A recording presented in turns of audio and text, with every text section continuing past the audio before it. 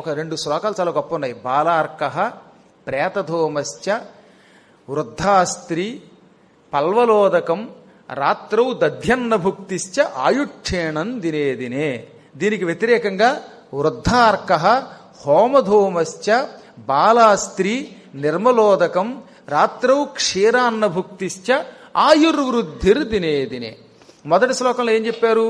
ఉదయిస్తున్నటువంటి సూర్యుడి ఎండ చలికాలంలో బాగుందని ఎదురుగుండా నిలబడకండి, అది పైత్యం ఇచ్చి ఆయువును తగ్గిస్తుంది. కాబట్టి ఉదయపు పూట ఎండ మంచిది కాదు. అందుకే పూర్వం కూడా మన వాళ్ళు ఎండలో ఉండకరా కళ్ళు తిరుగుతాయి అనేవారు. మంచిది కాదు, పైత్యం అనేవారు. ఆ పైత్యం వల్ల మనకి క్రమంగా రోగం వచ్చి పచ్చం పుచ్చుకొని పోయే కాలం వస్తుంది. అందుకని ఉదయపు సూర్యుడి ఎండ అంత మంచిది కాదు.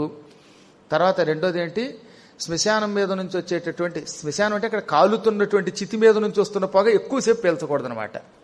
వృద్ధా స్త్రీ, తనకంటే వయస్సులో పెద్ద స్త్రీని పెళ్లి చేసుకోకూడదు. ఎప్పుడు కూడా భార్య తనకంటే వయస్సులో చిన్నదై ఉండాలి. పెద్ద స్త్రీ అయితే వీడికి క్రమంగా ఆయువు నశిస్తుంది. పల్వలోదకం అంటే మురికి నీరు. నల్ల చెరువులో నీళ్లు తాగారనుకోండి 4 రోజులు వెళ్ళిపోయినట్టే, మళ్ళీ 5వ రోజు దాకా అక్కర్లా.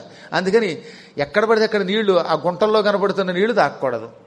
రాత్రౌ దధ్యన్న భుక్తిశ్చ, రాత్రిపాటు పెరుగన్నం తింటే కూడా ఆయుక్షేణం దినేదినే. దీనికి వ్యతిరేకంగా ఏం చెప్పారనమాట మనకి? వృద్ధార్క, అస్తమిస్తున్న సూర్యుడు, ఆ ఎండ చాలా మంచిది. అందుకే సాయంకాలం పూట ఆటలాడుకుంటే చెమట పట్టి సూర్యభగవానుడి కిరణములు మన మీద పడితే ఆ కిరణములు మనకి డి విటమిన్ ఇస్తాయి, ఆరోగ్యాన్ని పెంచుతాయి. అందుకని వృద్ధార్క. హోమధూమశ్చ, యజ్ఞం జరుగుతున్నప్పుడు ఆ పొగ పేల్చండి, మీకు చాలా మంచిది. దానివల్ల ఆయుర్దాయం పెరుగుతుంది, ఆరోగ్యం బాగుపడుతుంది.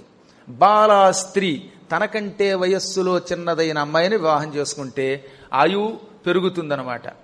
నిర్మలోదకం, మినరల్ వాటర్ బాటిల్ పెట్టుకొని చక్కగా స్వచ్ఛమైన నీళ్లు తాగండి అని ఆ రోజులు చెప్పారు. నిర్మలమైన నీళ్లు తాగండి. ఇందాక గుంటలో నీళ్లు తాగితే పోయే కాలం అన్నాడు, ఇది తాగితే ఆయుర్వృద్ధి అన్నాడు ఆయన.